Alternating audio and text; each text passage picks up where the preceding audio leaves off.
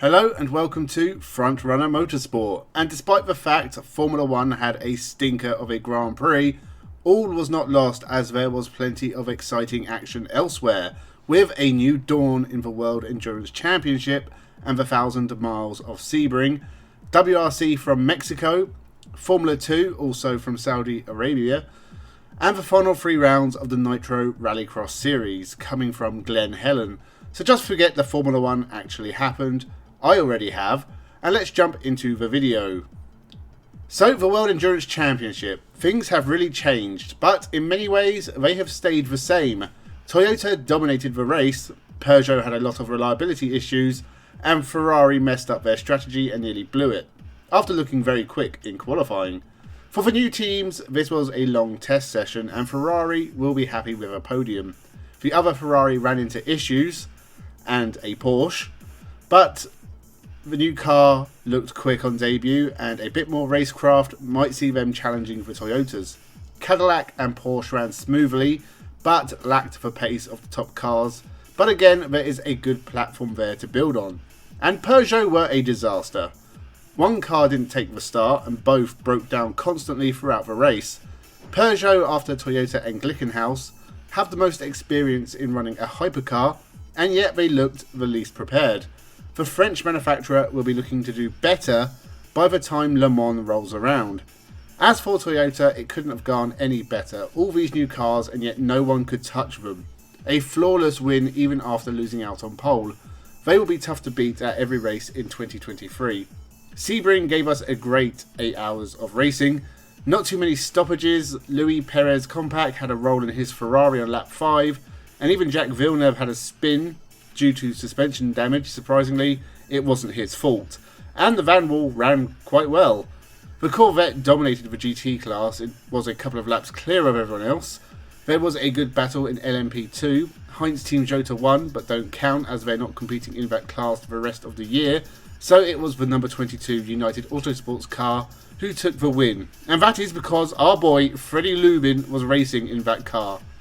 Prema put in a good performance, and the LMP2 class looks tight.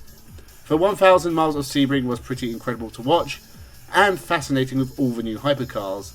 More are coming with Lamborghini and BMW amongst others, intending to join in 2024. WRC came to us from Mexico, and it turned out to be a bit of a car killer. Pierre-Louis Lebert had about 3 crashes, in what was a bad event for Ford. Jordan Serdaridis crashed. Ott Tanak was leading and looked unbelievably quick till he ran into issues. The Estonian did manage to claw his way back into the top 10, but it could have been a lot better. Esa-Pekka Lappi was up for a fight, and he was doing well until he hit a telephone pole. Luckily no one was hurt.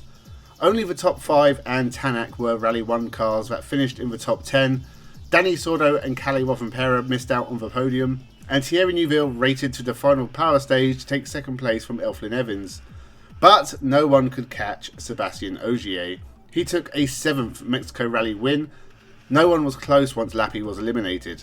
Ogier, a part-time driver, currently leads the standings, but it's close behind with several drivers close in points. And I wonder what Adrian Formau is up to these days. Massive two-wheel moment, almost that was rolling. proper stunt driving, that was. Yeah, it was. The Formula 2 races were more exciting to watch than their Formula 1 counterparts, but again they were not incredible. It looked like it was going to be a good weekend for ART.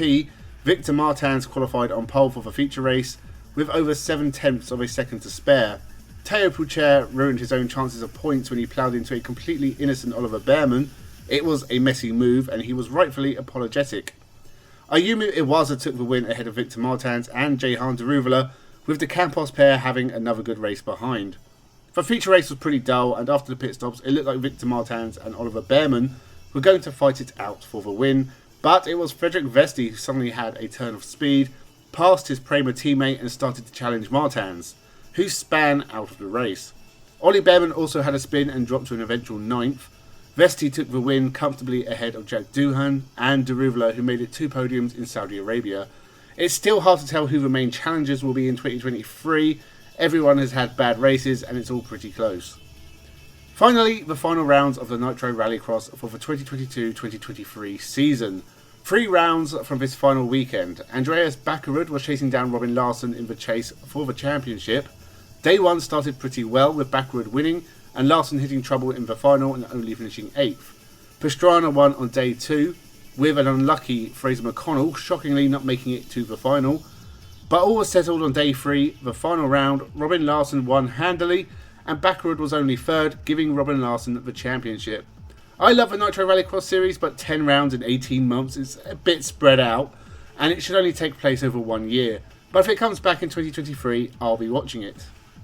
So that was all the action from the last weekend. The 1000 miles of Sebring was the pick of the action. It was an incredible race and I'm so excited for this new hypercar era. You may have guessed that already. Not a lot of motorsport on next weekend, just Formula E from Sao Paulo, Brazil. Can it live up to the last E-Prix in Cape Town, South Africa? It's going to be tough, but I'll be covering it. So make today the day you finally subscribe to the channel. Leave your thoughts down below. Thank you for watching and have a good one.